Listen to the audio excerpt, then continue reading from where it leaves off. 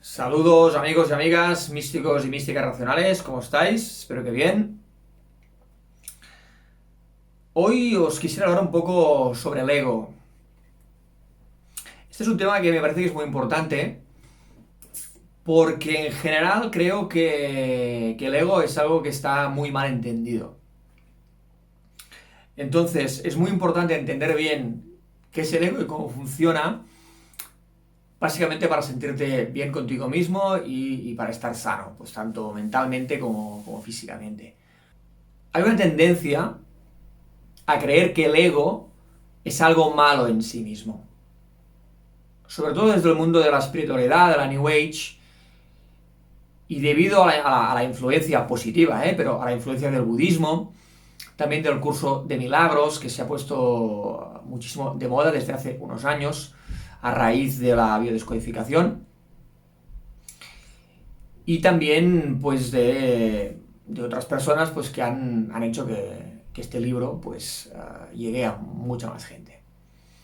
Entonces,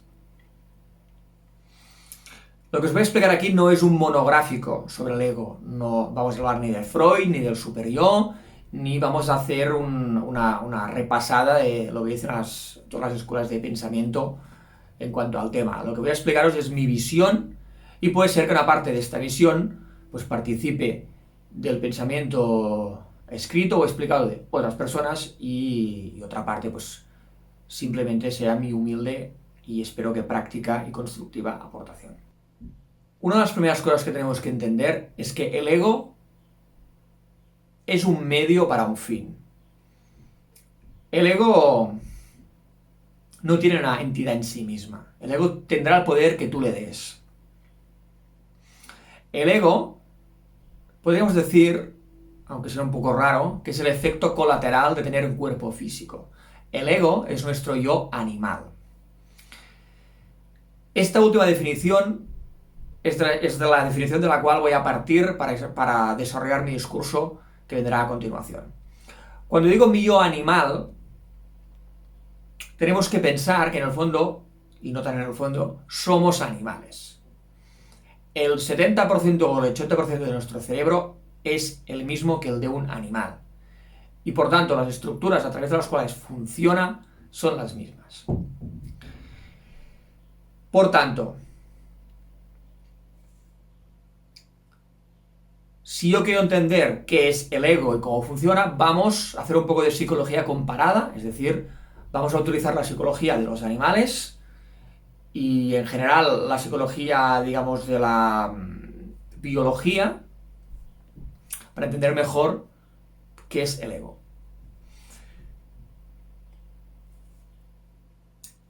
El ego es un mecanismo a partir del cual se intenta asegurar la supervivencia de todo ser vivo, podríamos decir.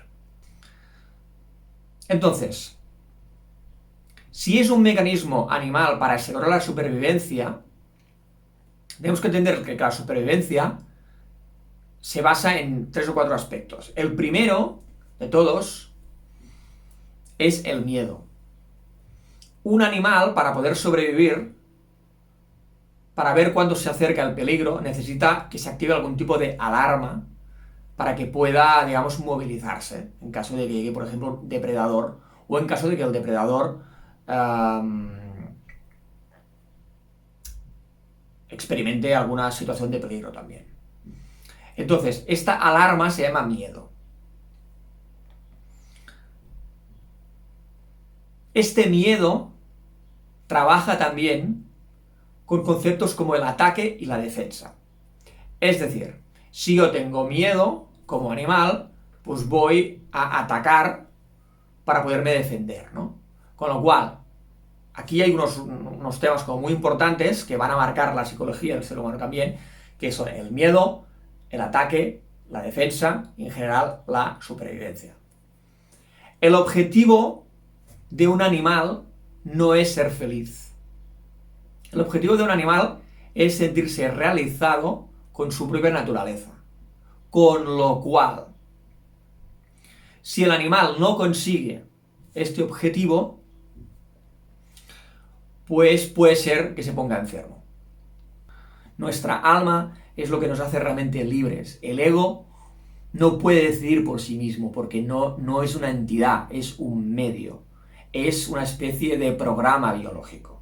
Con lo cual, si yo le otorgo poder a este programa despersonalizado en sí mismo, lo que estoy haciendo es quitándome poder a mí, a mi alma. Y lo que voy a hacer es que voy a tendir muchísimo más a percibir la vida más desde el miedo, desde el peligro y desde la supervivencia. La cual cosa me va a desequilibrar. Hasta aquí mi discurso podría parecerse bastante al discurso de la New Age o de la nueva espiritualidad. Pero, sin embargo, yo también quiero romper una lanza a favor del ego.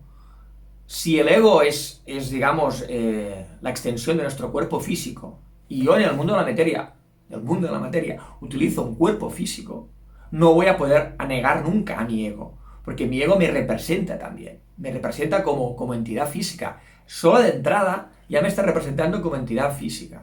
Entonces, una parte de mi autoestima, me guste o no, por más espiritual que yo sea, tiene que ver con mi ego.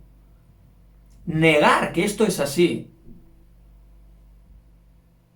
con el objetivo de llegar antes al cielo, si me permitís, no nos va a servir al final. Al final del día esto no nos va a servir.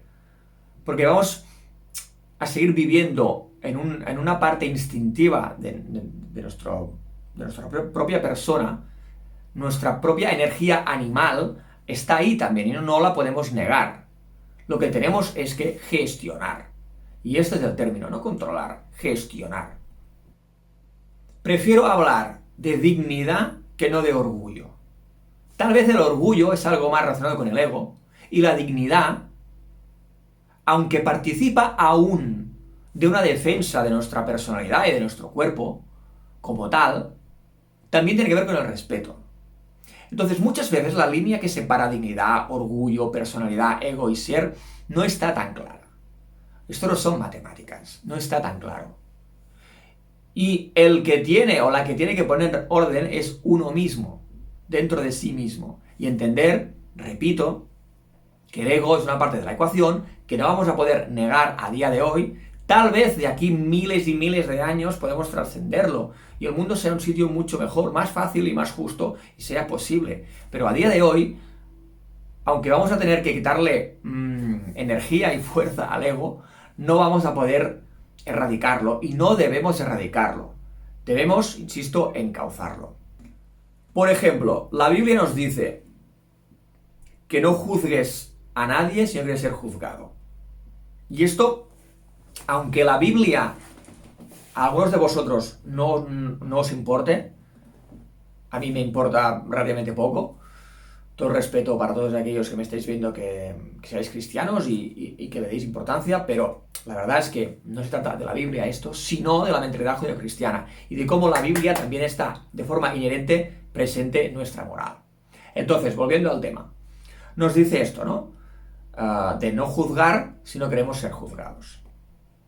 Pero esto tenemos que saber interpretarlo bien, porque esto no significa que no tengamos que posicionarnos.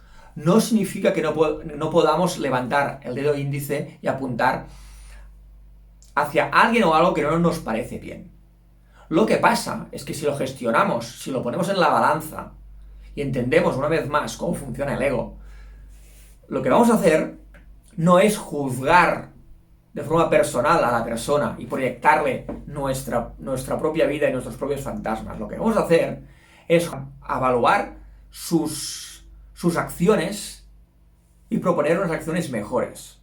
Entonces, cuando uno juzga en este sentido, lo que hace es posicionarse, pero tiene que hacerlo despersonalizadamente, porque si se enfada, si se involucra emocionalmente de forma continua, esto ya no tiene nada que ver con la persona, ni con los actos que no le han gustado. Tiene que ver con uno mismo y con la propia historia de su vida. Y aquí es donde es muy importante poder distinguir ego de alma o ego de conciencia. Espero que se esté entendiendo esto, porque es vital.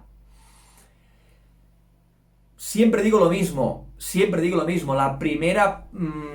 primer paso del camino del autoconocimiento es entender que uno no es sus pensamientos. Si esto no se entiende, de entrada,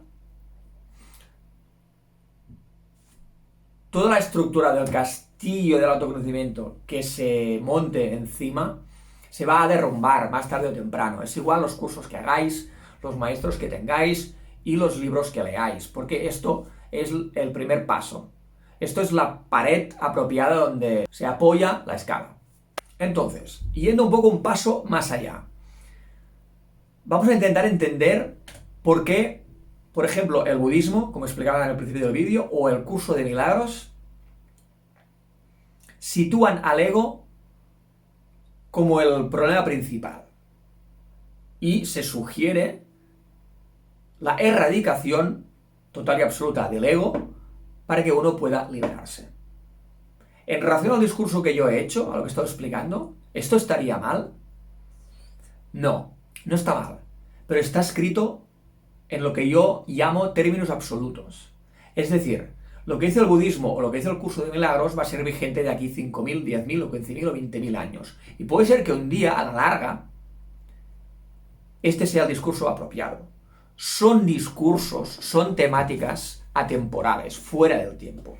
Y nosotros estamos en el tiempo. Con lo cual, lo que tenemos que aprender de lo que nos están explicando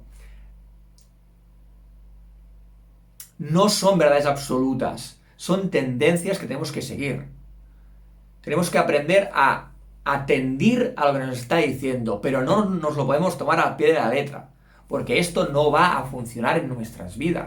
No vamos a conseguirlo, no vamos a ser capaces de hacerlo, nos vamos a frustrar y nos vamos a seguir sintiendo mal y vamos a tener un mayor nivel de sufrimiento. Entonces, si hago estos vídeos es también para poder transmitir este mensaje que a mí me ha funcionado mucho. ¿Eso significa que, por ejemplo, mi vida sea perfecta a nivel emocional, todo vaya bien, todo sea increíblemente fantástico? No, pero si lo comparo con cuando tenía 18 años, que no había entendido cómo funcionaba el ego y vivía más en relación a mi ego, pues me siento 10.000 veces mejor, mucho más feliz y mucho más libre. En general podríamos decir que soy una persona feliz. Muchas veces hemos escuchado la frase de esta persona tiene mucho ego, ¿no? En plan peyorativo, ¿no? Es decir, si tiene mucho ego es que le pasa algo que no funciona bien, ¿no? Y que va a afectar negativamente a los demás. Pero a lo largo de la historia hay miles, millones de personas que han cambiado el rumbo de la historia porque tenían un gran poder de posicionamiento, porque ya venían de familias que tenían esta energía. Y es un tipo de energía animal también, es algo alfa, pero no tiene por qué ser negativo. Será negativo, insisto, si no hay un trabajo de análisis, si no hay un trabajo de sensibilización de todas estas ideas y conceptos. Si la persona simplemente se deja llevar y además este dejarse llevar participa de una frustración previa de su propia vida que no ha sido encauzada. Luego sí será un problema y será un problema mucho mayor para aquellos que tengan este ego y también para las personas que rodeen que rodeen a estos que lo tienen, ¿no? Pero volvemos a lo mismo, volvemos a la primera casilla de salida. El problema no estará en el ego, estará en la gestión que hace la persona de este ego. Necesitamos, aún a día de hoy, necesitamos personas con un gran poder de posicionamiento. Y este poder, nos guste o no, y aunque no quede bonito, pues participa de una idea energética y animal de ego, y no pasa nada. Entonces, ojalá que con el paso de los milenios llegamos a un punto que podamos erradicar el ego. Y con la erradicación del ego, o junto a la erradicación de este ego, se produzca una erradicación de la dualidad. Y podamos vivir en un amor incondicional, donde no haga falta, no necesitemos nuestra identidad social, y donde nuestra energía animal se acabe fundiendo en una especie de conciencia y de ser, que no necesita un cuerpo físico material, ligado a toda una experiencia anterior, a unos antepasados y a una sociedad que aún a día de hoy, funciona en estos términos. Entonces, por favor, mirémonos en el espejo, reconozcámonos a nosotros mismos de verdad como somos, y no solo como quisiéramos ser en un mundo utópico e ideal que aún no ha llegado. Y hagámoslo por dos motivos. Primero, porque nos va a hacer más felices al final del día. Y segundo, porque al final del día de la evolución del ser humano va a hacer que el mundo sea un sitio mejor. Pero si seguimos, y levanto el dedo índice, si seguimos viviendo de forma utópica, ingenua y soñadora una realidad que en el fondo no existe aún, no vamos a poder realizarnos. Y vamos a seguir, a día de hoy, apoyando la escalera en un sitio que no va a ser el correcto. Bien, espero que este vídeo haya aportado un poco de luz, quién sabe, a vuestra oscuridad. Y nada, nos vemos en el próximo vídeo, cuidaos mucho y disfrutad. Comed verdura, levantaros temprano, excepto los sábados, y nos vemos pronto.